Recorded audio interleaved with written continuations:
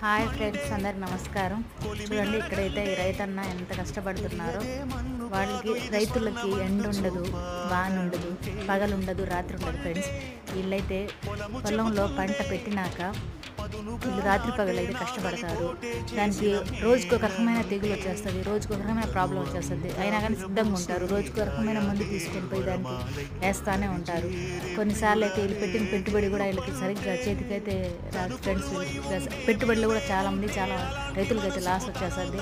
అయినా సరే వీళ్ళు ఆ నేల తల్లి మీద అయితే భారం వేసి ప్రయత్నిస్తూనే ఉంటారు ఫ్రెండ్స్. చూడండి, ఇప్పుడు డబ్బులు అయితే ఏదో ఒక పని చేసి 100 రూపీస్ ఏదో కూలి చేసి ఏదో చేసి సంపాదించగలం. కానీ ఒక కేజీ రైస్ సంపాదించాలంటే ఎంత కష్టం, 4 నెలల కష్టం ఉంటుంది ఫ్రెండ్స్. చూడండి ఎంత కష్టపడుతున్నారు. నేను కూడా ఒకసారి అయితే 1.5 ఎకరాల లీజు తీసుకుని అయితే నాటాను ఫ్రెండ్స్. నాటిన తెల్లారి పెద్ద ఎలా వచ్చేసి మొత్తం కొట్టుకెళ్ళిపోయింది ఫ్రెండ్స్. కరెక్ట్ 3 డేస్ తర్వాత పోయి చూస్తే ఫుల్ వాటర్ ఏం లేదు అక్కడ, అంతా ఖాళీ.